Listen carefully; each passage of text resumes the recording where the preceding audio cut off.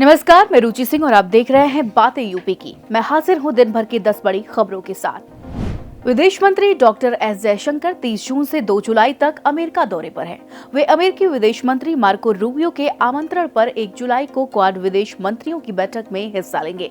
इस बैठक में इंडो पैसिफिक और वैश्विक मुद्दों पर चर्चा होगी। इससे पहले 30 जून को वे न्यूयॉर्क स्थित संयुक्त राष्ट्र मुख्यालय में आतंकवाद की मानवीय कीमत नामक प्रदर्शनी का उद्घाटन करेंगे। इस प्रदर्शनी में आतंकवाद के दुष्प्रभाव और उससे निपटने के प्रयासों को दर्शाया जाएगा। क्वाड बैठक में पिछली चर्चाओं की समीक्षा और क्वाड लीडर्स समिट की तैयारियों पर भी चर्चा होगी।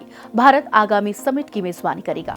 दिल्ली में बीते 24 घंटे में कोरोना वायरस के 44 नए मामले सामने आए हैं, जबकि 2 बुजुर्ग मरीजों की मौत हुई है।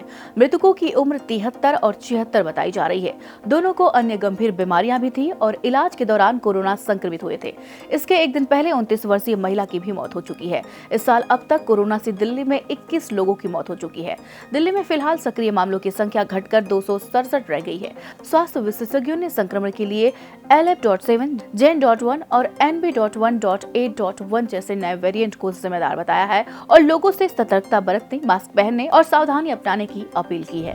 उत्तरकाशी के सिलाई बैंड के पास रात करीब 1 से 2 बजे अचानक बादल फटने से तेज बहाव शुरू हो गया। 3 प्लाई के टेंट में सो रहे करीब 29 मजदूरों में से पानी व मलबे की चपेट में आने से 9 लापता हो गए, जबकि 20 मजदूर सुरक्षित बाहर निकलने में सफल रहे।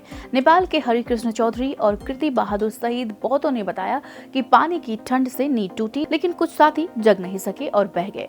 उन मजदूरों के पास केवल वही कपड़े बचे जो पहने हुए थे। इस बीच 2 मजदूरों के शव यमुना नदी से मिले। रेस्क्यू में NDRF और SDRF पुलिस भी लगी हुई है और यमुना हाईवे पर लगभग 20 मीटर हिस्सा बह गया है। उत्तर प्रदेश अधीनस्थ सेवा चयन आयोग की जूनियर असिस्टेंट परीक्षा में बिजली निजीकरण पर सवाल पूछा गया, जिसमें यह पूछा गया कि कौन सी 2 वितरण कंपनियां जैसे कि मध्यांचल पूर्वांचल को निजीकरण के लिए चुना जा सकता है।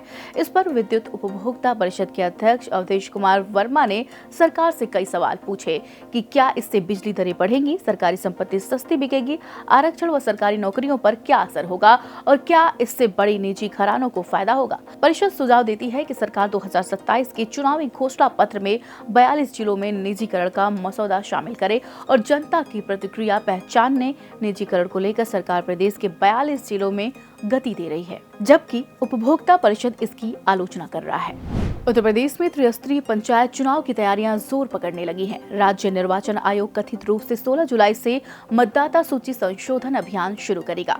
परिसीमन, आरक्षण और जनसंख्या निर्धारण जैसे चरण 1 से 14 जुलाई तक पूरे किए जाएंगे। इसके बाद मतदाता नाम जोड़ने या हटवाने की प्रक्रिया और आपत्तियों की सुनवाई शामिल होगी।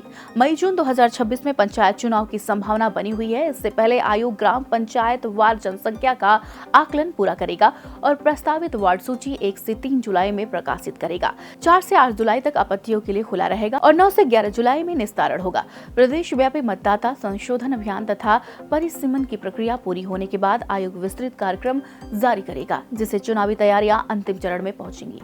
उत्तर प्रदेश सरकार 1 से 7 जुलाई के बीच देश का सबसे बड़ा वन महोत्सव मनाएगी, जिसमें वर्षा काल के दौरान 35 करोड़ पौधे लगाए जाएंगे।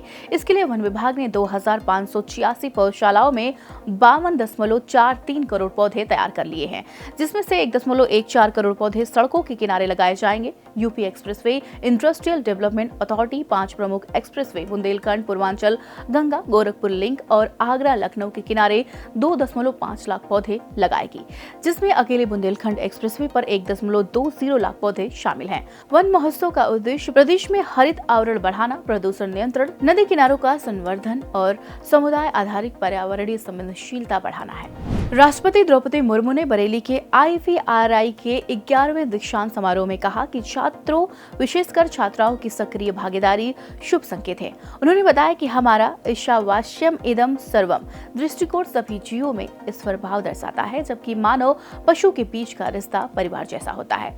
मुर्मू ने जीवन धन के रूप में पशुओं का महत्व स्वीकार करते हुए कहा कि किसान और समाज उनके बिना अधूरे हैं और टीकाकरण जैसे उपायों में IVRI को रोग नियंत्रण में अहम भूमिका दी है। उन्होंने संस्थान से आग्रह किया कि विलुप्त होती प्रजातियों का संवर्धन करके जैव विविधता बढ़ाई जाए और तकनीकी नवाचारों के जरिए पशु चिकित्सा में सुधार हो। इस अवसर पर स्वर्ण पदक और डिग्रियां प्राप्त ग्रेजुएशन और पोस्ट ग्रेजुएशन और डॉक्टरों को राष्ट्रपति ने सम्मानित किया। कार्यक्रम में यूपी के राज्यपाल, मुख्यमंत्री, केंद्रीय कृषि मंत्री सहित अन्य गणमान्य व्यक्ति उपस्थित थे। डिप्टी सीएम ब्रजेश पाठक ने कानपुर सहित यूपी के सभी मेडिकल कॉलेजों में इलाज की व्यवस्था सुधारने के सख्त निर्देश दिए हैं। कॉलेज प्रचार और संस्थान निदेशक को हर दिन राउंड कर फोटो भेजने का आदेश दिया गया है। सुरक्षा के लिए रिटायर्ड सैनिकों की तैनाती की जाएगी, खासकर गर्ल्स हॉस्टल्स और इमरजेंसी में। हॉस्टल और अस्पतालों में सीसीटीवी निगरानी, साफ सफाई, खाना, कपड़े और मेडिकल सुविधाओं की गुणवत्ता की नियमित जाँच होगी। ट्रॉमा सेंटर, पैथोलॉजी और रेडियोलॉजी सेवाएं 24 घंटे उपलब्ध रहेंगी। फैकल्टी भर्ती और पीजी सीटें बढ़ाने के निर्देश भी दिए गए हैं। आयुष्मान योजना के बजट का सही उपयोग सुनिश्चित करने को भी कहा गया है। उत्तर प्रदेश के संभल जिले में भांग के डंठलों से प्राकृतिक फाइबर और बायोप्लास्टिक तैयार किया जा रहा है। यह इनोवेशन न केवल पर्यावरण संरक्षण में अहम भूमिका निभा रहा है, बल्कि ग्रामीणों के लिए रोजगार और आमदनी भी बढ़ा रहा है। भांग का पौधा सामान्य पौधों की तुलना में 4 गुना ज्यादा कार्बन डाइऑक्साइड सोखता है और फाइबर उत्पादन में कपास से बेहतर है। Bharat hemp agro private limited के इस प्रोजेक्ट में अब तक 200 से अधिक ग्रामीण जुड़ चुके हैं, जिनकी आय लगभग दोगुनी हो गई है। रेशा, कपड़ा, कागज और बायोप्लास्टिक से जुड़े इस प्रयास को एग्री इंफ्रास्ट्रक्चर फंड का सहयोग मिल रहा है। उत्तर प्रदेश में मानसून अब पूरी तरह सक्रिय हो चुका है और अगले 48 घंटे बेहद अहम माने जा रहे हैं। मौसम विभाग ने बहराइच, लखीमपुर खीरी, पीलीभीत, वाराणसी, गोरखपुर, अयोध्या, लखनऊ समेत कई जिलों में भारी से बहुत भारी बारिश और आकाशीय बिजली गिरने की चेतावनी जारी की है। वैज्ञानिकों के अनुसार नदियों के जलस्तर में तेजी से वृद्धि हो सकती है। प्रदेश में बनी चक्रवाती गतिविधियों और मानसूनी द्रोणियों के चलते बारिश की तीव्रता बढ़ेगी। दक्षिण और पूर्वी यूपी में विशेष सतर्कता बरतने की सलाह दी गई है। बीते 24 घंटे में कई जिलों में हल्की से भारी वर्षा रिकॉर्ड की गई है। तो ये थी दिन भर की 10 बड़ी खबरें। ऐसी खबरों के लिए आप देखते रहिए और करते रहिए बातें यूपी की।